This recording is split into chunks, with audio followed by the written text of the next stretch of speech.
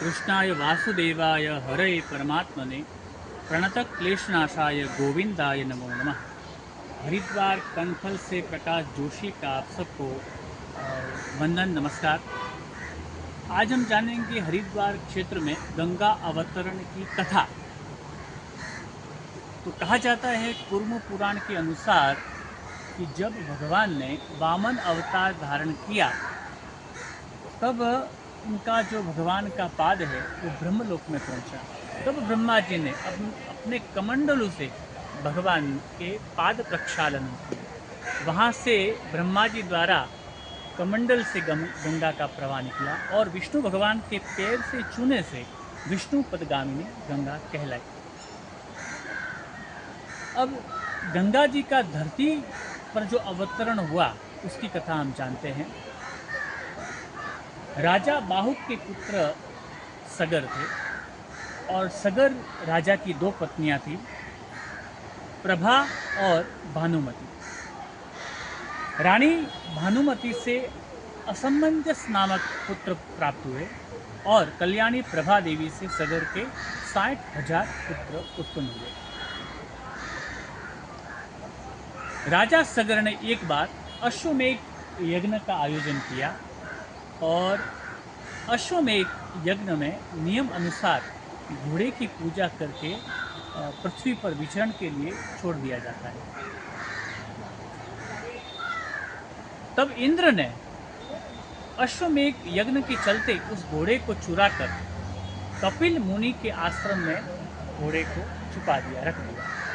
इधर राजा सगर के 60,000 पुत्र ढूंढते ढूंढते कपिल मुनि के आश्रम में आ पहुंचे और घोड़े को देखते हुए वो समझ गए कि ये घोड़ा कपिल मुनि ने ही चुराया, लेकिन ऐसा था नहीं।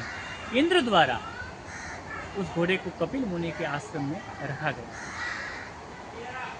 60,000 पुत्र सगर के कपिल मुनि को बहुत भला बुरा था, उनका अपमान किया और उस अपमान के कारण कपिल मुनि के शरीर से क्रोधाग्नि भड़क उठी और आंखों के तेज से राजा सगर के 60,000 जो पुत्र थे वो नाश हो गए, भस्म हो गए। 60,000 पुत्र तो भस्म हो गए, लेकिन उनके उद्धार के लिए क्या करना। तब बाद में राजा सगर के जो पुत्र थे असमंजस, भगवती भागीरथी की कठोर तपश्चर्या की। उसके बाद में उनके वंशज राजा दिलीप ने भी गंगा जी की कठिन तपश्चर्या की और उसके बाद की पीढ़ी जो है राजा भगीरथ हुए और उन राजा भगीरथ ने अपने भगीरथ प्रयास से गंगा जी को प्रसन्न किया और गंगा जी को प्रसन्न करते हुए उन्होंने कहा कि माँ, हमारे कुल के उद्धार के लिए आप धरती पर पधारें।